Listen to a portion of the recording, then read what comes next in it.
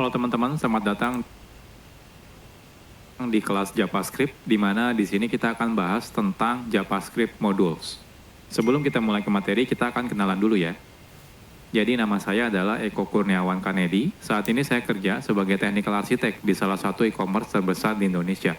Saya sendiri sudah kerja lebih dari 10 tahun, dan biasanya di sela-sela kesibukan saya bekerja, saya biasanya menyempatkan diri berbagi konten soal programming di website Programmer Zaman Now atau di YouTube channel Programmer Zaman Now. Kalau teman-teman ingin diskusi secara langsung dengan saya, teman-teman bisa kontak saya lewat Telegram ya. Saya sering aktif di sana. Atau jangan lupa juga follow sosial medianya Programmer Zaman Now, ada di Facebook, Instagram, YouTube, dan juga ada di Telegram channel. Kalau teman-teman dari perusahaan teman-teman misalnya butuh konsultasi, entah itu mengadakan training, pelatihan, atau konsultasi, teman-teman bisa kontak lewat email pribadi saya. Oke, jadi ini materinya bukan materi JavaScript dasar, jadi pastikan sebelumnya teman-teman sudah belajar kelas-kelas yang sudah saya buat sebelumnya. Yang pertama, teman-teman harus sudah belajar dulu tentang HTTP, ya. Lalu teman-teman juga sudah belajar tentang JavaScript dasar, JavaScript Object Oriented Programming, dan yang terakhir adalah JavaScript Standard Library. Nah, ini semua sudah saya buat kelasnya, jadi pastikan teman-teman sudah tonton ya kelasnya dan pelajari kelas-kelas sebelumnya ini. Kalau teman-teman sudah selesai menyelesaikan semua kelas ini, oke. Next-nya kita akan belajar tentang JavaScript Modules. Nah, ini agendanya lumayan banyak. Nanti kita akan berkenalan dengan JavaScript modul itu apa. Nanti kita akan coba menggunakan live server.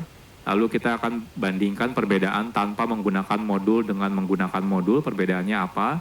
Lalu kita akan belajar yang namanya export dan juga import, lalu alias, dan lain-lain. Banyak sekali yang akan kita bahas di materi ini. Oke, nggak usah berlama-lama ya intronya, kita akan langsung masuk ke materi.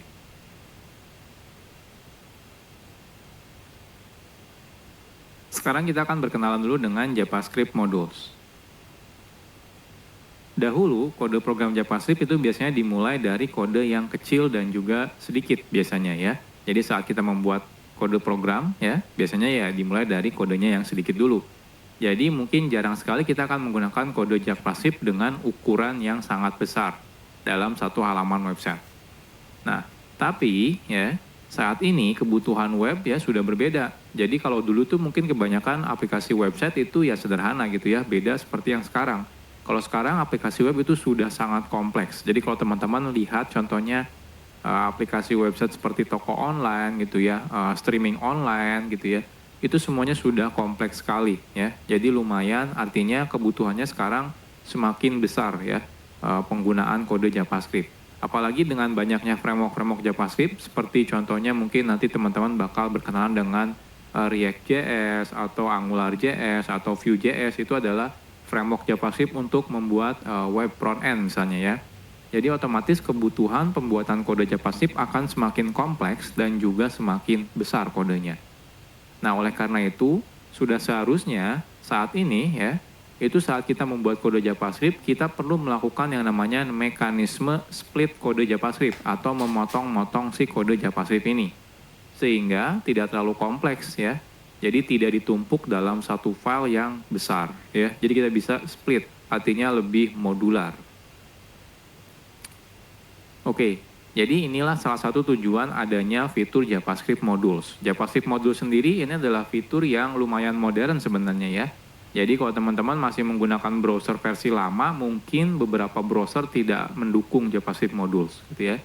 Jadi JavaScript Modules ini merupakan fitur di mana kita bisa membuat modul ya, yaitu adalah kode JavaScript yang bisa digunakan ulang ya untuk kode JavaScript. Jadi biasanya kan kalau kita bikin kode JavaScript mungkin di dalam satu file, ya anggap saja file-file tersebut adalah modul ya. Jadi JavaScript Modules ini diawali sebenarnya dari teknologi yang namanya Node.js. Nah, selanjutnya banyak library yang akhirnya mengadopsi penggunaan JavaScript modul yang dilakukan di Node.js gitu ya. Nah, agar bisa berjalan di web browser tanpa menggunakan Node.js. Nah, contohnya ada library yang namanya CommonJS, ada yang library namanya AMD, ada Require.js. Itu semua mereka melakukan mekanisme seperti mengadaptasi ya modul yang biasa digunakan oleh si Node.js. Nah, tapi sekarang itu tidak perlu lagi nih kita menggunakan library CommonJS, AMD, Require.js. Kenapa? Karena browser-browser modern sekarang sudah mendukung yang namanya JavaScript Modules gitu ya. Nah, Tapi ya, harus hati-hati nih kalau teman-teman masih menggunakan browser yang lama, gitu ya. Contohnya menggunakan Internet Explorer. Itu sampai sekarang sudah tidak support ya, JavaScript modules. Makanya si Microsoft itu sudah mengganti Internet Explorer menjadi Microsoft Edge.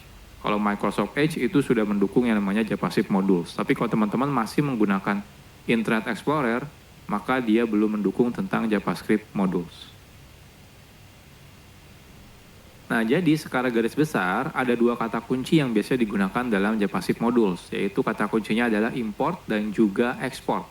Nanti untuk lebih detailnya kita akan bahas di chapter-chapter tersendiri ya. Jadi sederhananya adalah import itu merupakan kata kunci yang digunakan untuk mengambil sesuatu dari JavaScript modul ya. Nah, sedangkan export itu digunakan sebagai kata kunci yang digunakan untuk memberitahu kalau di dalam modul ini bagian mana yang ingin kita expose keluar sehingga bisa diimport dari luar modul. Jadi kurang lebih seperti ini ya JavaScript modul. Nah, tenang aja kalau teman-teman masih bingung, nanti tiap chapter kita akan bahas lebih detail gitu ya. Jadi dari mulai pertama nanti kita akan coba bandingkan ya perbedaannya tanpa modul dan menggunakan modul sampai bagaimana cara menggunakan JavaScript modules.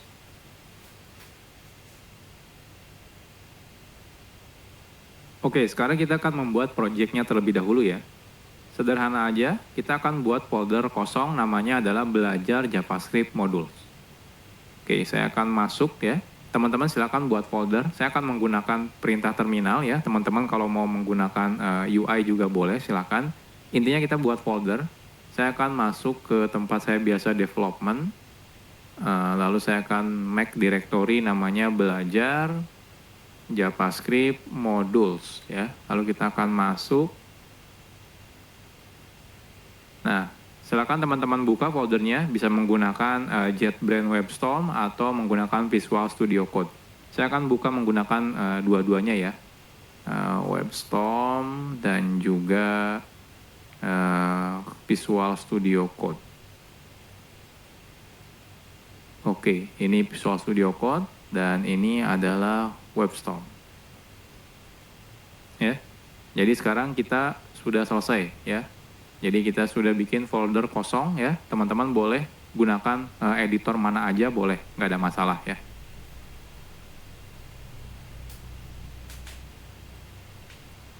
Oke, sekarang kita akan bahas tentang live server. Saat kita menggunakan fitur yang namanya JavaScript module, itu sangat disarankan teman-teman menjalankan kode JavaScript-nya di dalam web server. Jadi artinya tidak langsung dari file teman-teman buka menggunakan web browser. Jangan ya. Kenapa? Karena beberapa mungkin tidak akan jalan kalau teman-teman bukanya langsung dari file. Jadi teman-teman harus beneran running dalam mode web server. Nah, hal ini karena spesifikasi dari JavaScript module meminta secara default kode JavaScript perlu di satu domain server yang sama. Jadi kalau teman-teman misalnya membuka file HTML-nya menggunakan URL file /2/ di depannya gitu ya, maka dikhawatirkan akan terjadi error yang namanya CORS atau singkatan dari Cross Origin Resource Sharing gitu ya. Jadi pastikan teman-teman nanti menggunakan web server. Nah, di sini kita akan coba menggunakan web server ya. Dan tapi web servernya itu sangat gampang digunakannya gitu ya. Jadi teman-teman tidak perlu menginstal aplikasi tambahan seperti misalnya Nginx atau misalnya Apache HTTPD, itu nggak perlu gitu ya. Sudah ada plugin bawaan dari Visual Studio Code atau juga JetBrains ya, itu sudah ada. Jadi teman-teman tidak perlu menginstal secara manual. Oke, kita mulai dari yang pertama. Jadi yang pertama itu kalau teman-teman menggunakan Visual Studio Code ya, teman-teman bisa install plugin namanya adalah Live Server. Jadi plugin ini nanti bisa digunakan untuk menjalankan lokal web server ya. Jadi lebih gampang nih kalau teman-teman menggunakan plugin ini ya. Jadi plugin live server ini bisa digunakan untuk menjalankan lokal web server sehingga saat teman-teman nanti mengakses kode JavaScript-nya, kita bisa menggunakan domain localhost ya. Atau misalnya 127.0.0.1. Oke, jadi ini pluginnya. Kalau teman-teman lihat di sini, silakan diinstal ya. Jadi kalau di Visual Studio Code-nya, teman-teman masuk ke bagian extension, cari langsung live server. Nah, di sini live server ya, kebetulan saya sudah menginstalnya. Kalau teman-teman sudah install, di pojok kanan bawah ini ada tombol Go Live. Ketika teman-teman klik Go Live, nanti dia akan merunningkan local web server ya terhadap folder yang sekarang kita buka. Ya, kebetulan di sini foldernya masih kosong ya. Nah, selanjutnya kalau teman-teman misalnya menggunakan JetBrains ya, JetBrains IDE itu tidak perlu menginstal apa-apa lagi. Di dalam JetBrains IDE seperti IntelliJ IDEA, WebStorm gitu ya, PHPStorm, Golang gitu ya, itu semuanya sudah ada local web server. Jadi teman-teman tidak perlu menginstal plugin tambahan. Oke, jadi gimana caranya? Oke, jadi sekarang saya akan coba buat file HTML di sini ya. File HTML-nya isinya misalnya index. Jadi index HTML. Di sini misalnya belajar JavaScript modules. Oke, saya perbesar. Nah, seperti ini ya. Saya save. Nah, di Visual Studio Code juga sudah ada nih index.html. Ini saya perbesar dulu. Oke. Setelah ini teman-teman kalau di Visual Studio Code dulu ya, kita klik yang tombol Go Live ini. Ketika saya klik, nah lihat dia otomatis membuka browser. Browsernya ini langsung buka 127.0.0.1 di portnya 5500. Ini udah otomatis jalan menggunakan local web server ya. Nah, bahkan dia bisa auto reload. Jadi kalau teman-teman di sini edit gitu ya, saya tambahkan H1 misalnya belajar JavaScript modul, saya save ya. Nah, lihat dia langsung reload, berubah ya. Perubahannya langsung kelihatan di sini. Jadi ini enaknya kalau menggunakan live server. Nah, kalau teman-teman menggunakan WebStorm, itu ketika teman-teman buka file HTML, nah di pojok kanan atas di sini ada tombol untuk menjalankan dalam mode live server. Jadi cukup klik misalnya Google Chrome ya. Ketika saya klik Google Chrome di sini, nah dia akan buka Google Chrome. Agak berbeda. Contohnya di sini hostnya menggunakan localhost, portnya 63342, mungkin berbeda ya. Dia biasanya random, beda seperti yang di Visual Studio Code, dia portnya 5500. Kalau yang di JetBrains dia random biasanya. Lalu di sini diikuti dengan nama foldernya biasanya. Kalau di sini enggak. Ya, nggak ada nama foldernya. Tapi kalau di sini ada nama foldernya. Tapi dia tetap ada hot reload-nya ya. Jadi kalau teman-teman ubah, di sini saya ubah 2 baris, saya save, saya buka browser, nah lihat dia otomatis hot reload ya. Jadi langsung ke reload seperti ini ya. Jadi ini mulai sekarang, jadi saya tidak akan menjelaskan lagi ya. Jadi saya pastikan kalau teman-teman nanti menggunakan belajarnya ya di JavaScript modul ini, pastikan selalu menggunakan local web server. Jadi saya ajarkan live server, kenapa? Karena ini yang paling mudah. Teman-teman tidak perlu menginstal aplikasi tambahan.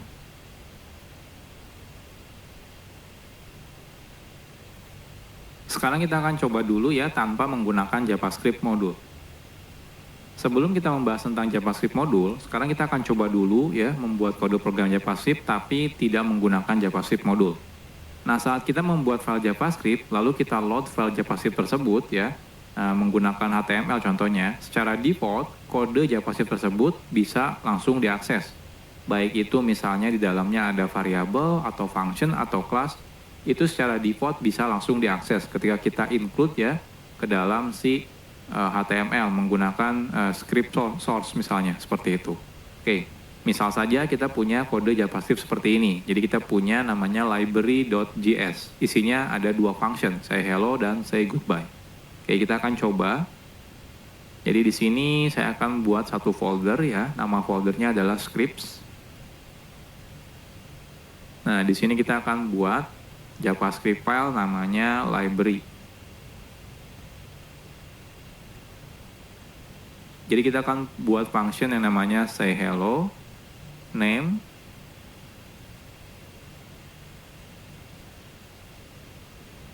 hello name ya, dan juga say goodbye.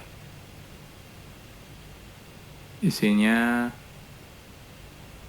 goodbye name, seperti ini ya. Nah, selanjutnya kita akan coba load si library ini ya. Jadi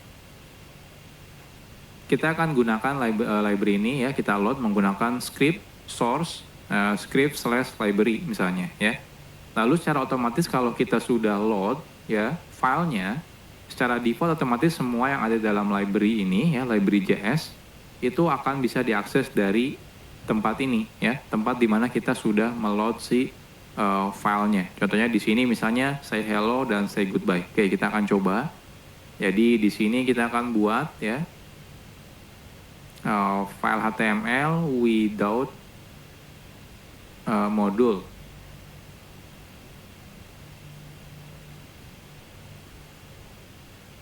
Oke, jadi di sini kita buat dulu script, source-nya kita ambil scripts/library.js ya. Lalu di sini kita say hello, misalnya echo, say goodbye, echo, seperti ini ya. Nah, kita lihat apa yang terjadi. Inspect. Nah, hasilnya di konsol kelihatan nih. Saya perbesar dulu. Nah, lihat ya. Ada hello echo dan goodbye echo. Artinya apa? Artinya secara default saat kita load ya sebuah sebuah file JavaScript itu otomatis bisa langsung digunakan apapun yang ada di dalam kode JavaScript ini. Entah itu function di sini, teman-teman bikin variabel contohnya misalnya ya. Bikin variabel name sama dengan contohnya echo seperti ini ya. Lalu di sini kita akan coba console.info name seperti ini. Nah, lihat di sini keluar ya, echo ya. Artinya apa? Artinya name ini bisa walaupun di sini tidak ada variabel name, tapi karena dia ada di library.js, jadi otomatis dia bisa digunakan. Ini behavior default ya kalau kita meload file JavaScript. Jadi semuanya bisa diakses. Ini kadang-kadang agak sedikit berbahaya, apalagi kalau kita meload misalnya beberapa library JavaScript gitu ya, beberapa file JavaScript, ternyata ada beberapa function yang sama atau juga nama variabel yang sama. Otomatis akan terjadi bentrok. Ya. Nah, salah satunya inilah kenapa kita butuh yang namanya JavaScript module.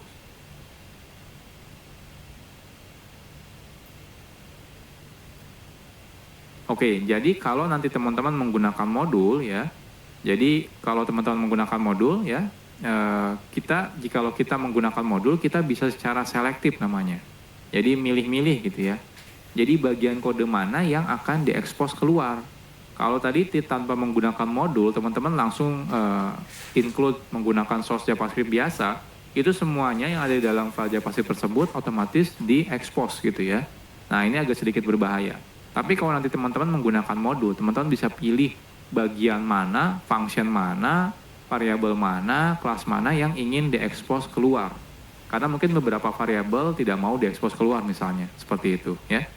Nah, secara default, kode yang kita buat menggunakan JavaScript modul tidak bisa digunakan dari luar file atau dari luar modul, kecuali memang kita meminta untuk mengeksposnya keluar. Jadi kalau yang JavaScript biasa itu ya, by default semuanya diekspos. Nah, kebalikannya dengan JavaScript modul. Kalau JavaScript modul, semuanya justru tidak diekspos. Jadi ketika kita pengen mengekspos, justru kita harus menyebutkan mana yang ingin diekspos keluar.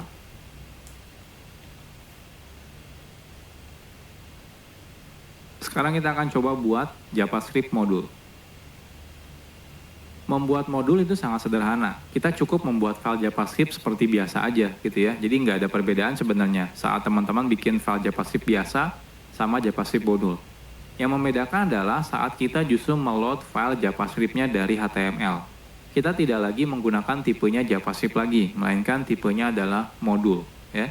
Jadi kan biasanya kita script type JavaScript, defaultnya kita ganti menjadi script type modul ya. Oke. Nah, sebelum kita lanjut, nah teman-teman jangan sampai bingung ya. Jadi di sini saya mau bahas tentang file yang JavaScript dan juga modul JavaScript. Jadi kalau teman-teman nanti ketemu dengan file yang namanya .mjs, sebenarnya itu adalah file JavaScript juga ya. Nah, karena file JavaScript modul sebenarnya sama dengan file JavaScript biasa, kadang developer sering membedakan nama filenya antara JavaScript biasa dengan JavaScript modul ya. Biasanya kalau JavaScript modul, developer biasanya menggunakan file namanya .mjs ya. Jadi modul JavaScript. Nah, hal ini sebenarnya tidak ada kewajiban. Jadi teman-teman boleh tetap menggunakan .js atau kalau pengen beda nih biar kelihatan ya, ini kalau ini adalah kode modul gitu ya. Jadi kita pakainya MJS, itu nggak ada masalah. Tapi intinya tidak ada kewajiban. Hanya saja agar mempermudah ketika kita dalam development, kita bisa menggunakan nama filenya ya. Jadi tidak menggunakan nama file .js, tapi menggunakan MJS ya. Jadi teman-teman terserah bebas. Nah, tapi pada kelas ini kita akan tetap menggunakan filenya .js ya. Ya, biar tidak bingung aja gitu ya, terutama buat pemula loh. Kok ini filenya .mjs gitu ya. Nah, tapi nanti kalau teman-teman sudah mengerti tentang modul JavaScript, nanti kalau teman-teman suatu saat melihat project orang lain, extensionnya berbeda, misalnya pakainya .mjs itu tidak ada masalah gitu ya. Jadi entah itu mau menggunakan .js atau .mjs itu tidak ada masalah ya. Isinya sebenarnya kodenya JavaScript juga, cuma seperti memberitahu aja kalau JavaScript ini isinya adalah modul. Oke, kita akan buat lagi file yang sama seperti yang sebelumnya, cuma bedanya namanya filenya adalah CJS. Isinya apa? Isinya sama persis, tidak ada perbedaannya. Jadi lebih baik kita copy paste saja ya. Jadi dari library JS ini kita akan copy paste di sini menjadi CJS ya. Nah, ini CJS ya. Jadi teman-teman punya say hello dan say goodbye. Nah, lantas sekarang pertanyaannya apa bedanya tanpa menggunakan JavaScript modul dengan menggunakan JavaScript modul? Jadi yang membedakan adalah cara kita meload JavaScript modulnya ya. Jadi caranya teman-teman tambahkan modul di sini. Jadi type-nya itu modul. Karena default-nya kalau teman-teman tidak menggunakan type, itu type-nya adalah JavaScript. Nah, kita ganti type-nya menjadi modul. Jadi perbedaannya cuma itu saja sebenarnya. Nah, sekarang kita akan coba. Jadi di sini saya akan buat file baru namanya with module ya. With module. Lalu di sini saya akan copy paste yang dari we.module ya. Nah, yang membedakan adalah di sini berarti ini ada yang error sepertinya. Oh, kode bodinya. Lalu di sini type-nya yaitu adalah modul seperti ini ya. Jadi bedanya cuma itu saja sebenarnya ya. Nah, sekarang kita coba running. Oke, harusnya jangan ke sini, bentar. Running. Inspect. Kita lihat. Nah, di sini error. Errornya kalau teman-teman perhatikan adalah say hello is not defined. Jadi ketika kita manggil say hello, ternyata loh kok di sini dibilang tidak didefinisikan. Jadi artinya apa? Artinya say hello itu tidak ada loh. Tapi kan kita ada nih di library JS. Oke, salah ya. Ini CJS. Saya save tetap error sih. Tapi kan ada ya di CJS. Ini ada say hello dan di sini ada say goodbye. Pertanyaannya kenapa? Kenapa error ya? Oke, kita lihat lagi ke slide. Jadi nanti teman-teman pasti bakal mengalami seperti ini ya. Jadi hasilnya adalah JavaScript modulnya pasti error nih ketika teman-teman manggil say hello. Pertanyaannya kenapa bisa error? Jadi secara default, di awal-awal tadi sudah saya jelaskan sebenarnya. Saat kita menggunakan fitur JavaScript modul, semua kode yang ada dalam JavaScript modul, entah itu function, variabel, kelas, dan yang lain-lain, tidak diekspos keluar modul tersebut. Artinya tidak bisa digunakan dari luar modul. Jadi cuma bisa di dalam file itu saja atau modul itu saja. Nah, kalau kita ingin mengekspos modul tersebut, ya, jadi teman-teman misalnya, oh saya pengen deh yang function say hello sama say goodbye pengen diekspos keluar. Nah, kita harus memberitahunya secara eksplisit. Jadi caranya adalah menggunakan kata kunci export yang akan kita bahas di chapter selanjutnya.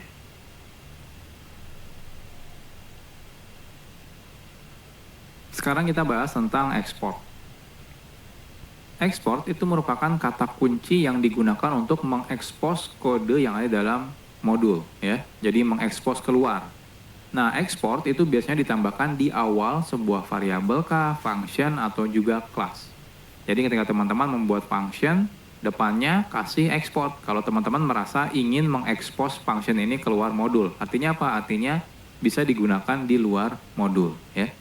Oke, contohnya yang sebelumnya, contohnya kita punya yang say hello dan say goodbye.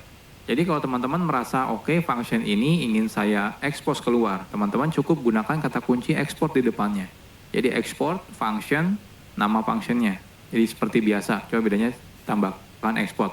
Nah, defaultnya kalau teman-teman tidak tambahkan export, maka dia tidak diekspos keluar. Ya, makanya di awal tadi kita ketika manggil say hello itu error. Kenapa? Ya karena tidak diekspos keluar. Oke, sekarang kita akan coba expose ya. Jadi yang say hello-nya ini kita akan coba tambahkan export ya. Lalu say goodbye-nya kita tambahkan export juga. Artinya yang say hello dan say goodbye sudah di export ya. Jadi sudah diekspos keluar. Nah, di sini harapannya adalah say hello dan say goodbye-nya itu jalan. Nah, kita coba refresh. Oke, ternyata masih tetap error nih. Say hello-nya tetap is not defined. Nah, kenapa ini? Padahal kita sudah export ya. Harusnya kalau error ya harusnya di sini yang error karena name-nya belum didefinisikan. Tapi say hello dan say goodbye harusnya sudah diekspor ya. Ini kan sudah diekspor, ini sudah diekspor. Cuma kalau ini tidak diekspor. Oke, kenapa ini bermasalah? Masih tetap bermasalah. Kita akan bahas di chapter selanjutnya.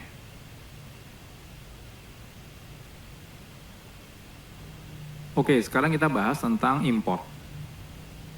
Export itu digunakan untuk mengekspos kode yang ada di dalam modul ke luar modul.